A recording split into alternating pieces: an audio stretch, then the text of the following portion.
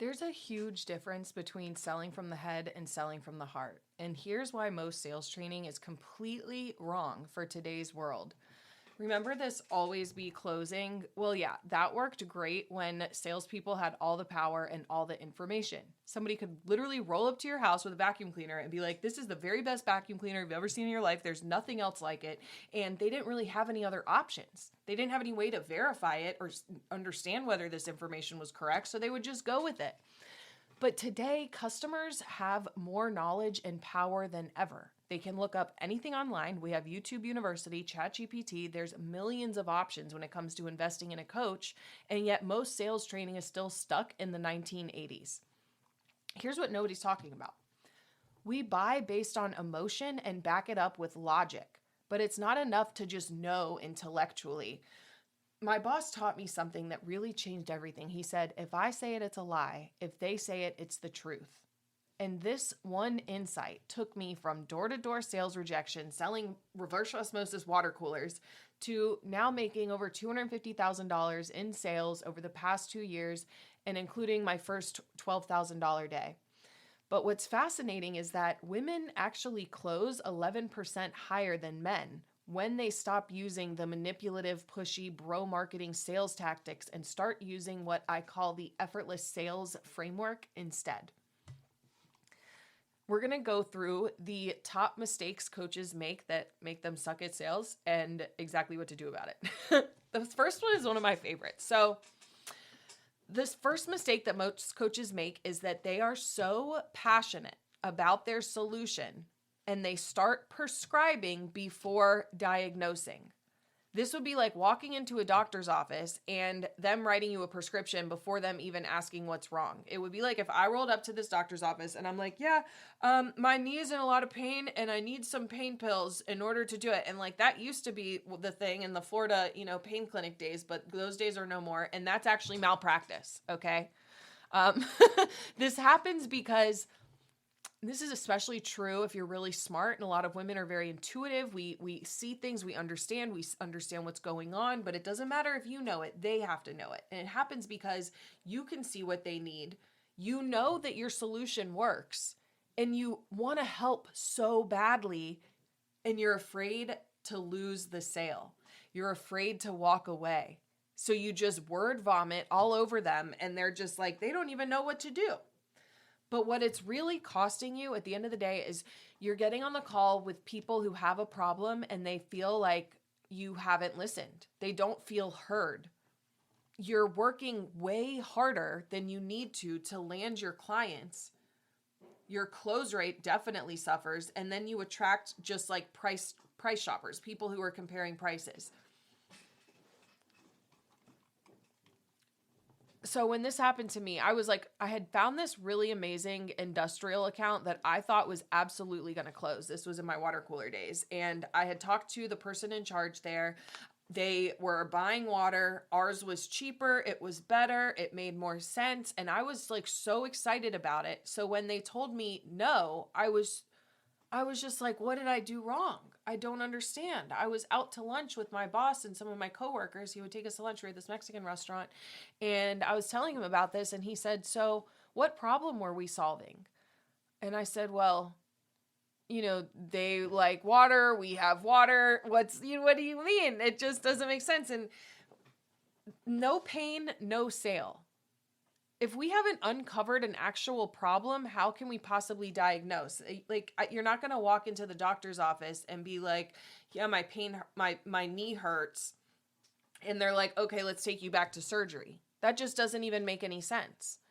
They have to understand, and they have to understand what the problem is, and they figure that out by the quality of your questions. So the way to fix it is instead of just prescribing the second that they book a call with you, just because they booked a call doesn't mean they're necessarily going to buy, but that does mean they have a problem, and it's your job to uncover what the problem is. So instead of being like, let me tell you what you need, let me tell you what we're going to do, you want to ask them, okay, so your knee is hurting. Is it coming from like the mid-thigh area?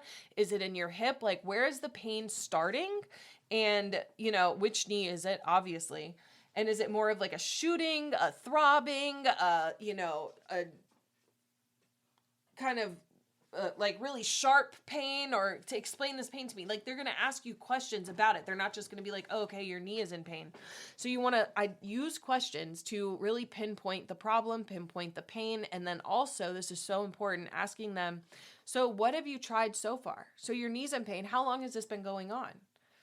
Have you gone to any other doctors? Have you been, did you try physical therapy? Are you doing pain meds? Like, what solutions have you already tried? And we need to know what they liked about it, what they didn't like about it. Yeah, I went to this other doctor. It was like a functional medicine, and he had me do these exercises, but it just made it hurt so much worse. Like, we need to know all of that information so that when we do recommend a solution based on our findings, they don't say, oh, I've done that already and it didn't work. Well, if you had done it already and it didn't work, then you either didn't do it right or this wasn't the same thing at the end of the day. But you can't say that.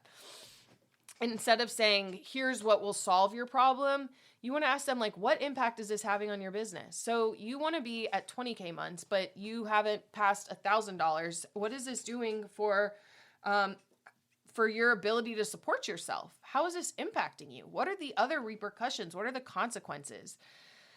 And for me personally, this was really, really hard because I struggled with this specifically for such a long time. It really wasn't until I lost that big account, and then I've had to relearn this lesson over and over again. Another particular call comes to mind. I was talking to this woman who had reached out to me. She was really excited about what I did. I don't think she understood it completely, but she really kind of took control of the conversation, and she was asking me all of these questions, and I was just explaining everything, and I was showing her. I was like doing my screen share. I had a Miro board. I was showing her the back end of my Skool, just like everything. And I've since learned, first of all, there were a number of problems with that she took control of the conversation. I started over explaining, showing her all of the features before we had really established the value. And the value of your product or service comes from past perceived voids, past perceived values, and present perceived voids. I'm sorry, I don't know if I got that right. That was from Myron Golden. But the value of your product or service comes from things that they wanted in the past but couldn't get.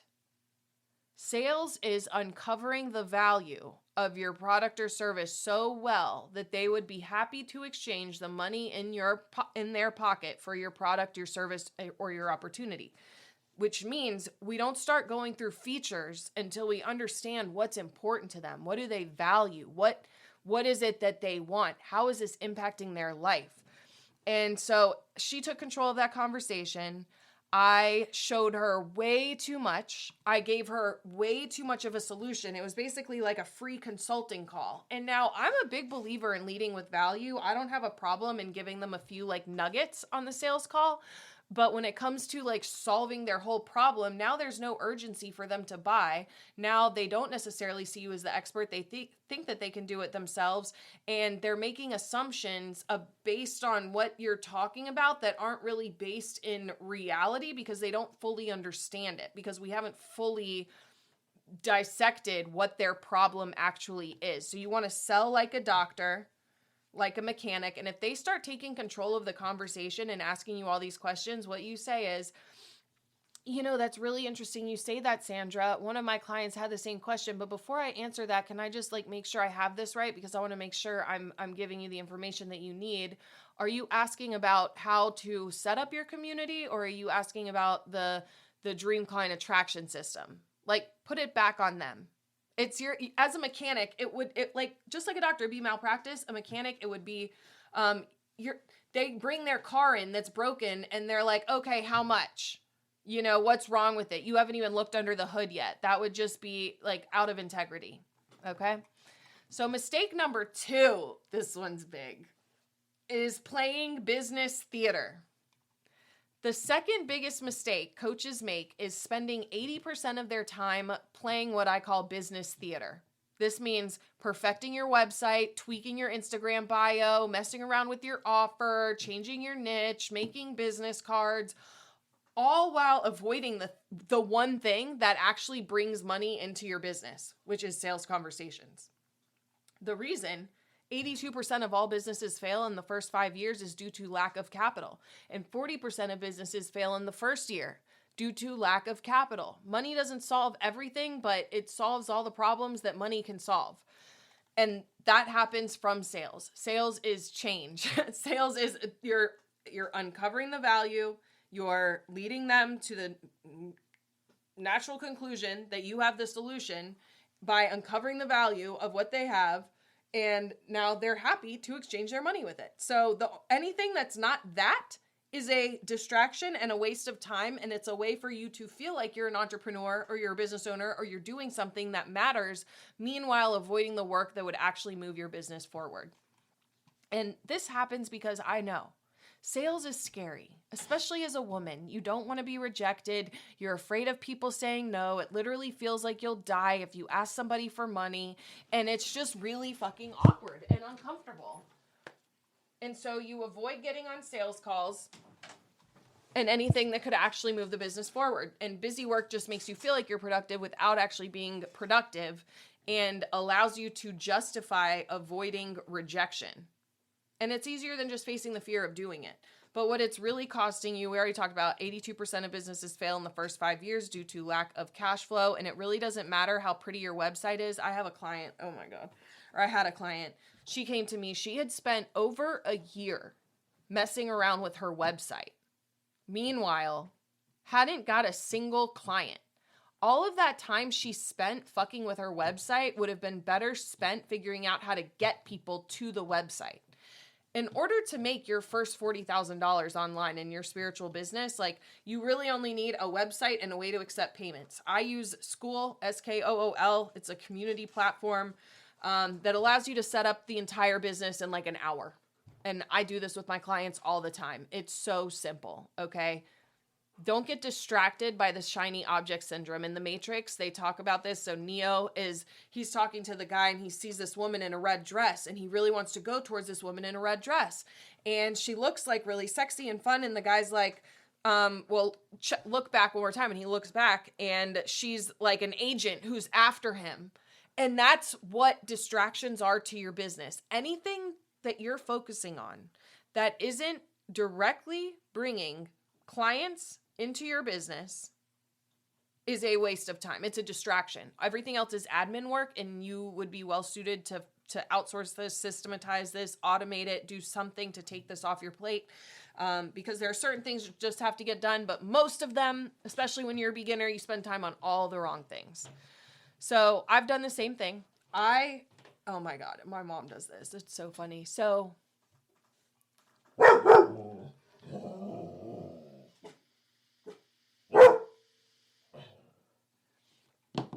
when I first started, I grew my business by going live on TikTok, and I would do it every single day for an hour before I went out to sell water coolers, and this worked for me. And then I was like, you know what? I don't want to go live anymore. And so I found this new platform. Here's a perfect example. I found a new platform. It was called Searchy.io. Amy Porterfield uses it. A lot of the people I look up to use it. And I really liked it because it had some AI features that I thought were really cool. So I ended up spending 2 months and $2,000 trying to build out this new platform and move things over from Skool to Searchy, only to just discover that it was way too complicated to set up. And if my job, what I do with my clients is I help them build coaching communities. If I can't figure it out, how the fuck can I expect them to figure it out? I'm over here paying these people thousands of dollars to help me, and it was just way too much. It didn't make any sense. And so that was 2 months where I didn't have a single sales conversation because I'm waiting for this new system to be built out before I start talking to anybody, and I had no cash flow into the business. And what you have to understand is the universe tends towards chaos. If you're not growing, you're dying. So if you're not actively engaging and money-making behaviors on a daily basis, it will just naturally gravitate towards inertia. It's so much easier to continue momentum when you have momentum. It's so much harder to get through the inertia. If you stop growth, it's like you're starting back over from zero again. So the way that you get around this is tracking the right metrics. meaning tracking lead indicators versus lag indicators. Money into your business and sales, number of clients, is a lag indicator, meaning it's based on actions you took in the past. So you could be making yourself believe that you're better off than ever. Meanwhile, you haven't reached out to anybody, you haven't onboarded any new clients, you haven't thank you, Jackson. All of the things that could actually bring cash flow into the business. So instead of tracking monthly revenue, track the number of sales conversations you've had. I track the number of DMs I send.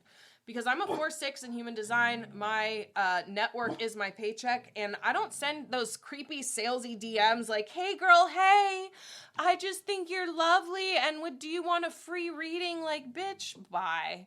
I do love when people try to sell me stuff, though. I think it's great. It makes me so, because you always find like new ways to do things, or new ways not to do things. But I track the number of conversations I've had every day, and I actually had this guy on Fiverr build out a Notion thing for me where there's like 5 non-negotiables every day. So I do EFT, reach out to at least 5 people, post a piece of content, and there was one more on there. My morning walk. And I've noticed that every day I do those things, my business moves forward. So instead of focusing on like perfect or number of followers, track the number of meaningful connections. How many conversations have you started? Instead of like trying to create perfect content or perfect marketing, you could spend 5 hours on a post that doesn't perform well. And that would have been better spent just reaching out to your ideal clients. Did you know that you can literally find anybody online? This is especially true with Instagram because they've got voice notes. You can find other creators in your niche who are doing what you want to do, who have the clients that you would like to have, and you could look at who's following them and look at who's engaging with them, and you could just reach out to those people personally. Say something about their page that you noticed, what they're working on, about their dog. It doesn't matter, but personalize it. It's an actual human connection. And this is really true about selling from the head versus selling from the heart. There's a balance to it. It's not just sitting back like with the feminine, just waiting for them to come to you. We're still doing our part, but we know that when we do this, the universe will take care of the rest. When you're creating connections and conversations, that creates currency. So the third mistake is just taking objections at face value. Here's what gets really interesting, is that most coaches completely misunderstand what's happening when someone has an objection. There's a reason why someone will say no to a $3,000 offer, but then they'll say yes to a $10,000 offer literally 20 minutes later. And I've had this happen to me, so I've had to really figure this out. The 3 hidden truths, and this is really going to help you make sense of the main sales objections you'll hear. There's really only 3 main reasons that would prevent somebody from buying from you.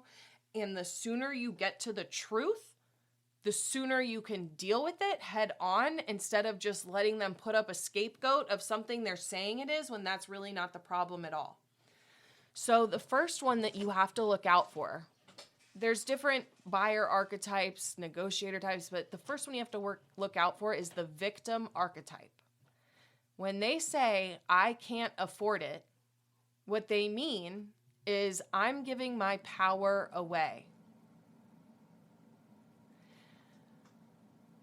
If this is something that you hear a lot, then I need you to look inside and ask yourself, where are you giving your power away to something outside of you? Let's say that you really want to sell your house and you've been wanting to sell your house for a while, and you're looking at the market, the timing doesn't seem right. You're going to have to fix the garage. You're going to have to paint the house. You're going to have to, find a realtor. And so you're just like, it's just not the right time. You're giving your power away. If this is something like you've been wanting to move, you've been wanting to do this thing, you don't want to be in the house anymore, but it just never seems to be the right time, you're giving your power away.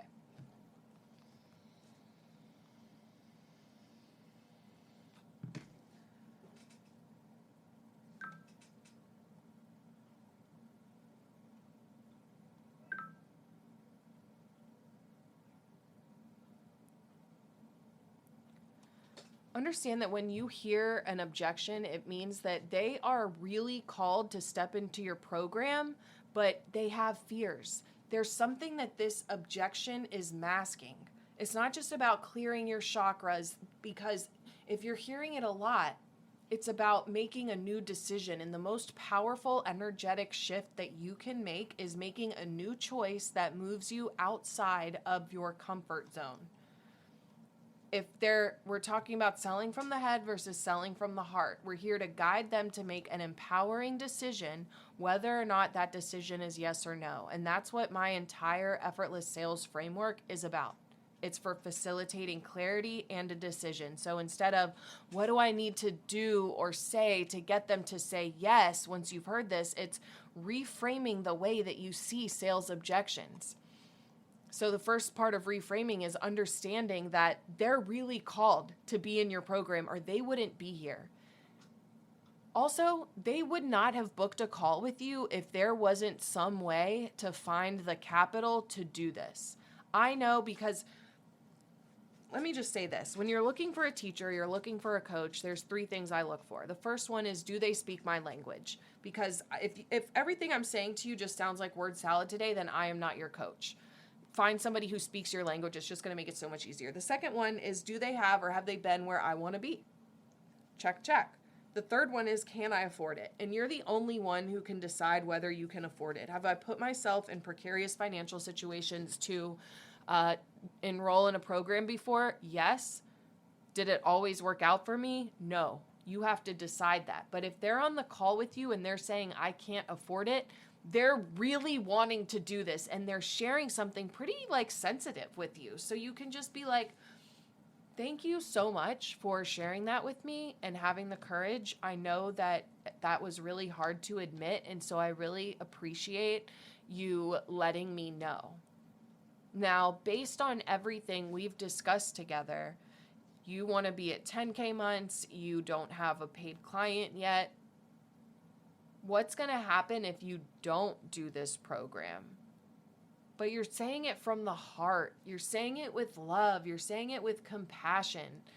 And if after that, they're still not ready to go, I would let this one go. Because if I have to pull you in, I'm going to have to pull you along. And I don't want to have to pull you along.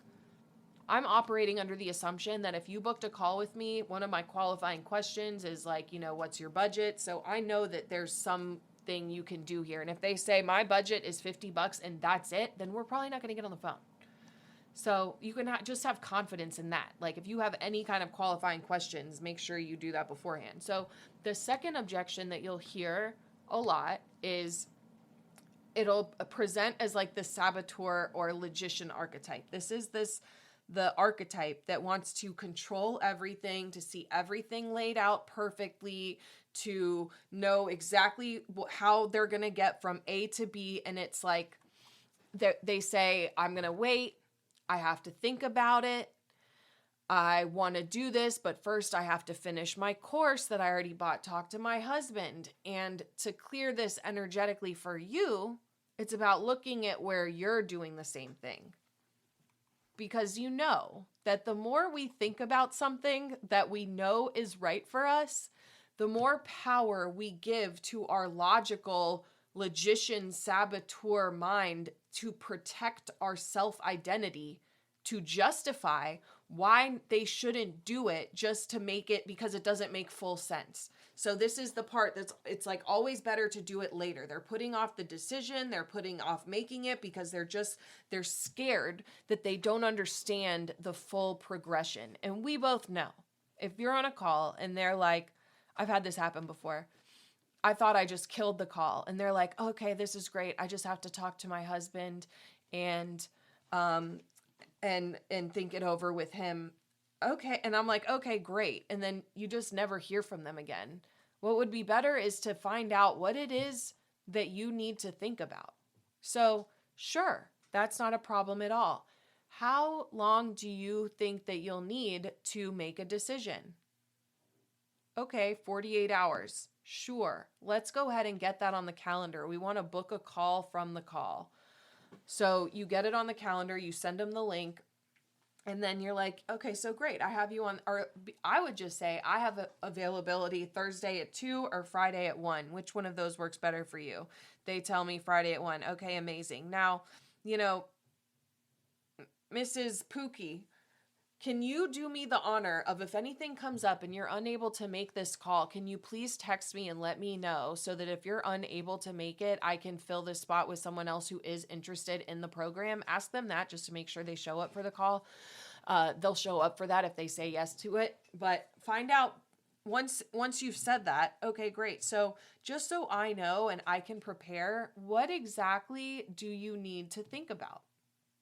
You want to find out, and you have to be willing to ask the hard questions. And when we go to my effortless sales framework, I'll show you exactly how.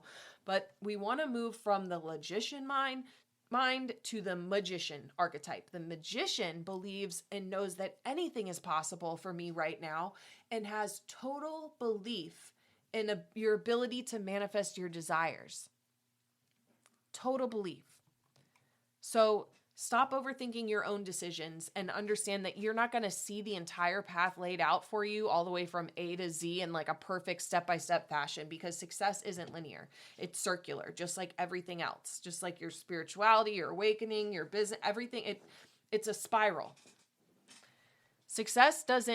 Things don't get successful. They are made successful. Okay. The third archetype that you're going to hear a lot is the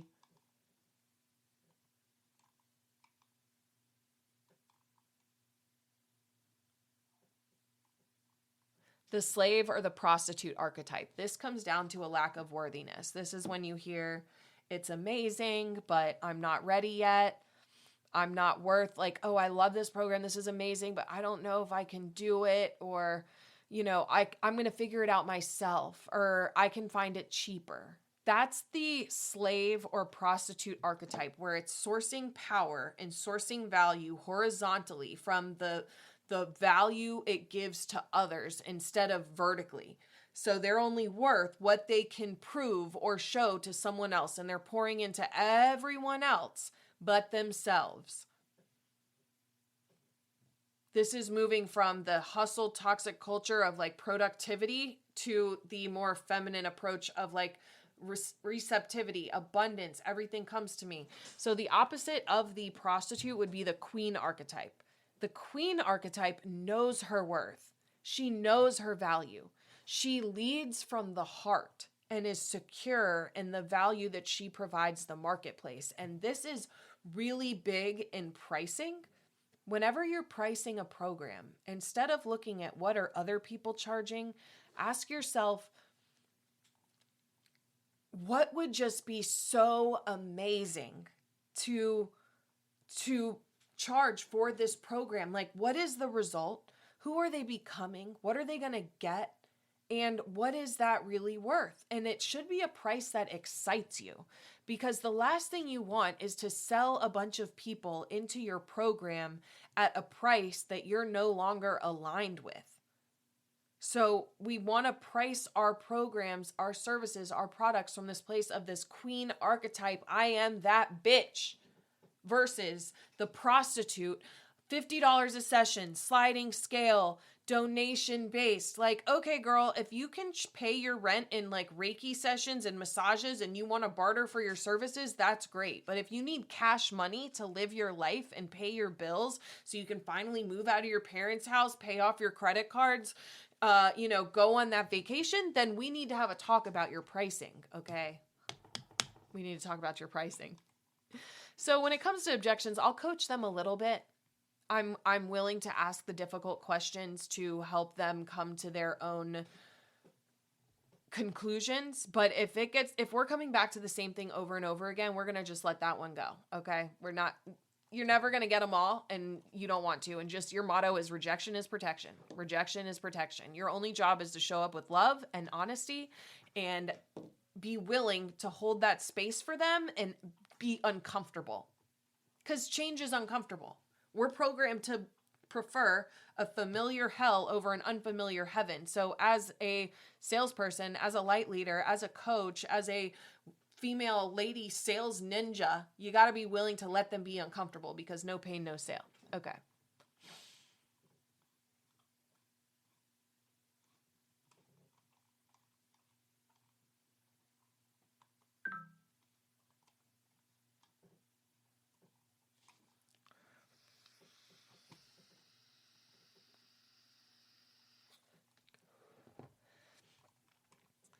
When I figured these out, when I actually did this with one of my clients where she always felt like she had to create a new offer in order to hit her sales goals. She was always reinventing the wheel. She was going above and beyond. She was pouring into her clients so much. It was like she didn't have anything else left. And when we looked at her pricing, I was like, girl, what are we doing here? Like, what do you think this is worth? And when I'm working with a manifesting generator, we use the sacral sounds of uh-huh or uh-uh. So I'm like, okay, let's play a little game. And we go through her pricing and I'm like, okay, so is $2,000, does that feel really, really good? Uh-uh. What about 5,000? Uh-huh. What about 6? What about 7? And then we just keep going up and we landed on a thing, and she just had her first $10,000 day from leaning into the value of the offers and the services she already had and pricing them accordingly. Most coaches are severely undercharging. Okay, the fourth mistake is waiting for clients to come to you. I've heard this before. If they were just going to hand you thousands of dollars, you would not be needed. Yet most coaches would prefer to sit back and fuck around with their website or just creating content, but then they overlook the key actions that will actually bring capital into the business. And what I'm talking about here is outreach, comments, and maybe ads. But it's like the biggest bottleneck if you're under $50,000 a month is you don't have enough eyeballs on your business. If you've got a website or you have a Skool community and you have a way to accept payments, your biggest bottleneck is not enough people know about you. And if you're just sitting back and waiting for people to find you, then you're leaving your success up to somebody else. And I think that we do this because it's really scary to face rejection. And so we've already talked about tracking lead and lag indicators and really focusing on outreach and creating that personal connection. But because I know sales calls can be really hard, especially for a beginner, I highly recommend having a pre-call protocol that helps you lean into your own heart, see this other person as a whole other person just like you who needs support, who's struggling. They're not better than you. They're not worse than you. And what I like to do is, one of my clients, actually, her name is Jessica Tellian. If you look her up on YouTube, she's got some really good EFT tapping videos that she's got them on, like manifesting money into your business, manifesting sales, landing dream clients, success in your business, all of those things. I would highly recommend doing an EFT thing. You could do a heart-centered meditation, but spend 5 minutes before you get on the call to get in that queen, I am that bitch energy so that you're so much more comfortable on sales calls and you're not avoiding them because you're scared. So before the call, get in the zone. I like to pull up their picture. If this is somebody I met on Instagram, what I'll do is I'll pull up their Instagram and I'll like literally look at their face and I'll feel love in my heart and I'll send it to them. And this is really helpful if you're talking to a client who has like 10 times more followers than you do and you're feeling like, oh, I don't know if I'm good enough. Because I've had clients come to me. First of all, followers have nothing to do with how much money you're making. None. Especially on TikTok. On YouTube, maybe a little bit more. But you could have 150,000, 300,000 followers on TikTok and be making less than like $500, $1,000 a month, which is so low.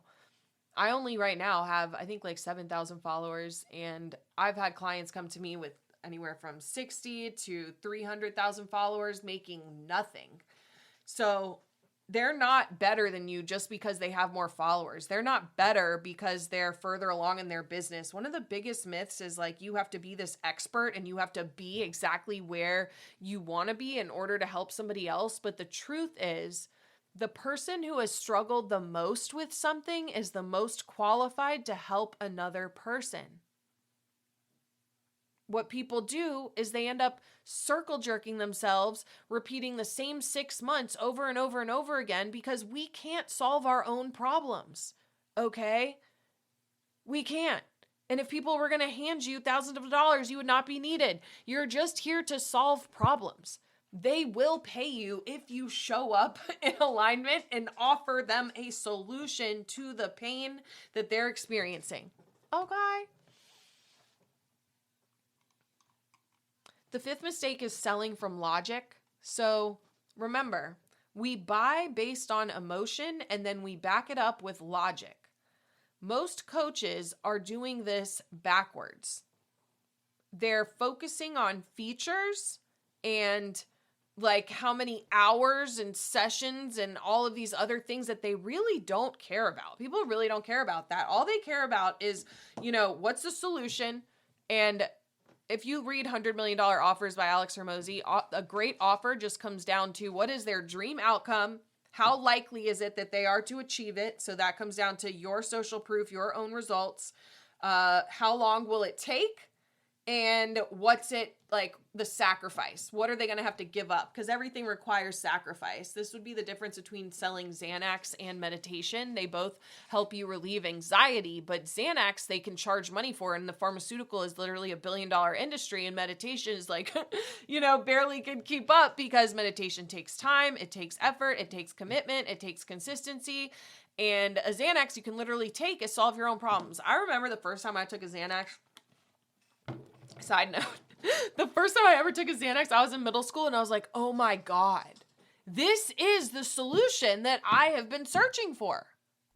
And so you have to keep that in mind when you're selling your offers. Like they're not buying the number of sessions or, how many other clients, like they're not really buying any of that. They're buying like, will I be able to do this? Do I really want this outcome? And you want to sell the vacation, not the plane flight. One of my first coaches really drilled this into my head. We had to print out a picture and put it on our computer of a plane versus Hawaii, meaning like, if I want to sell a trip to Hawaii, I'm not going to say, yeah, you got to show up 2.5 hours early. You got to go through pre-check. You got to take off your belt and your shoes. You got to put them on this little thing, conveyor belt. And then you got to put all your stuff on the belt and then walk through. And then you have to let them scan you. And then you can go and you can kind of sit at your gate if you can find a seat. And then they'll call you, but it's probably going to be delayed. Or am I going to sell... These beaches are crystal clear. You're going to be able to drink a margarita on the beach, laying back with the sun shining on your face and the wind blowing in your hair and you hear the ocean. Like, which one of those is more compelling? Okay, you tell me.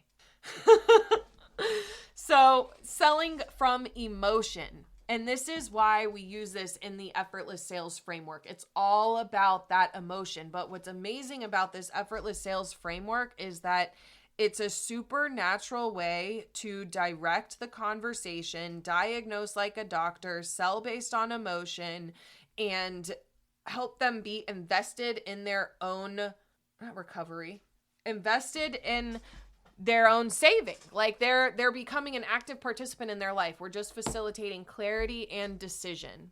So let's talk about the effortless sales framework.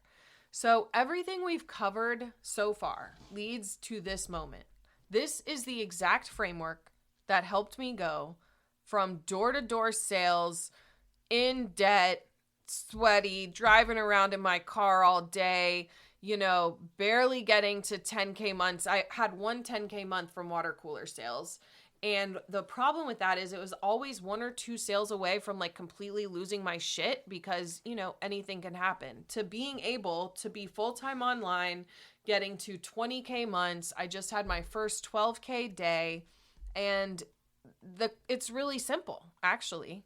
So the first question we're going to ask when we get on the call, we're going to frame it and we're going to say, hey, Susie, I see that you booked a call for help building your holistic coaching business and building out a group program.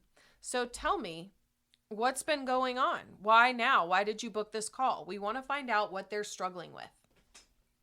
And they'll tell you. And you can say, okay, well, how long has that been going on? Well, I've really wanted to put together an offer. I can't figure out how to put together an offer. I've been talking to ChatGPT. I've been fucking around with my niche. I'm not really sure. Okay, great. So why is that important? Basically, we held the space for their struggles, and it's really hard to talk to women, especially about their struggles. So another way I like to phrase this is, if I could wave a magic wand anywhere in your business, where would I wave it and what would it do? Being a woman in sales is such a superpower. If you can lean into your heart and embrace the discomfort of asking powerful questions that guide the conversation forward. So we've asked them what's the problem, or we can ask them the magic wand question. And then we're like, okay, so where, paint the picture for me. Where would you like to be in the next 6 months? How many clients, how much money coming in? What's your life going to be like? And they'll tell you, I really want to be at least making some money in my business. I'd like to be at 10K months consistently. I'd like to be able to do that by working, 3 hours a day. Okay, amazing. So why is that important to you? So I know you want to be making $10,000, $20,000 a month. Why that number? Well, I just really want to be able to move out of my parents' house and pay off my debt and pay my taxes and just, know that I have that money coming in every month.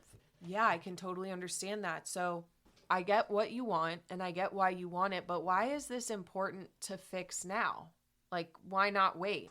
Be like, well, I just can't live like this anymore. This is too stressful. I can't do it.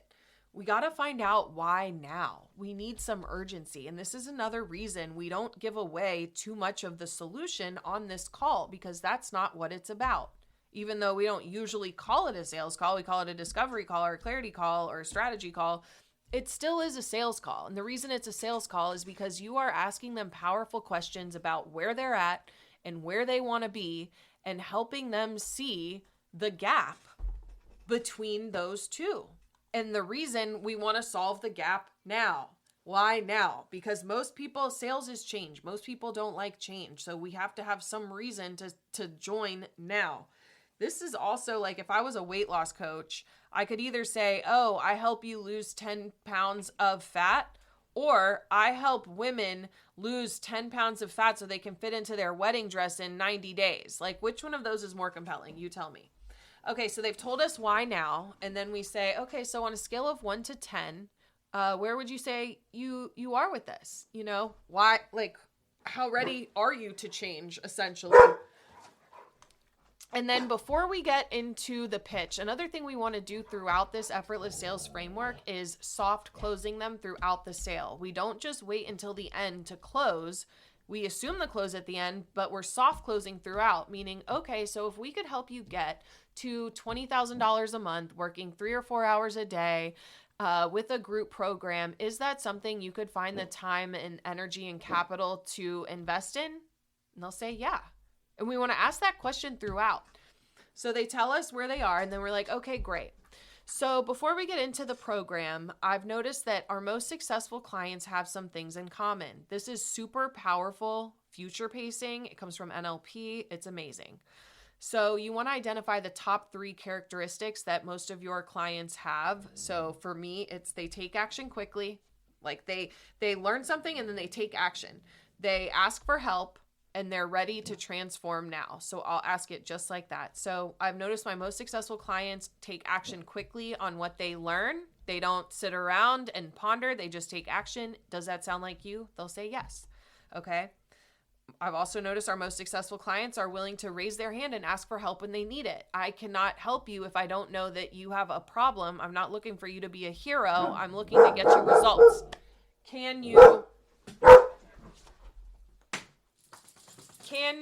let me know when you need help? And they'll say yes.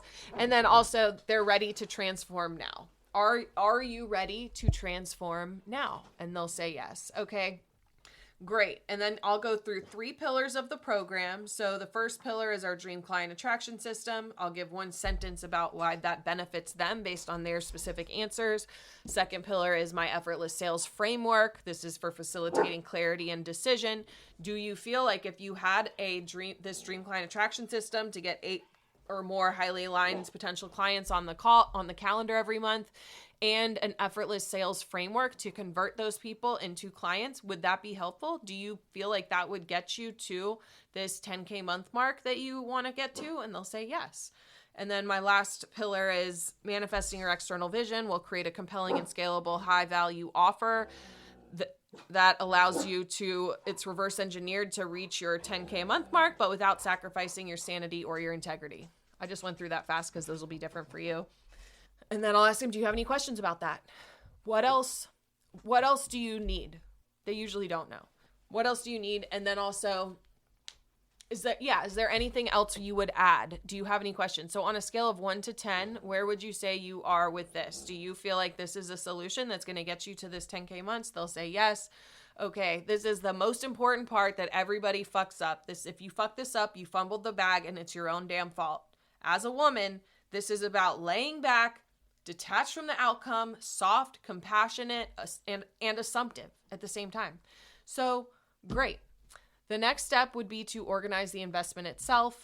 The investment is $5,000 and most people pay in full. From there, we would schedule your onboarding call as early as tomorrow so that we can get started with your dream client attraction system. How does that sound? And then they'll just say yes, basically. It's so easy. So just remember what my boss said. If you say it, it's a lie. If they say it, it's the truth. Today, I have shown you how to help clients tell themselves the truth. The only question now is, are you ready to transform your own relationship with sales now? If so, you can go to skool.com, skool.com/Amanda for instant access to my effortless sales framework. And when you join this month, you also get a personal onboarding call with me within 48 hours. I love you so much. Go sell, become a sales ninja. I'll see you in the next one. Mwah.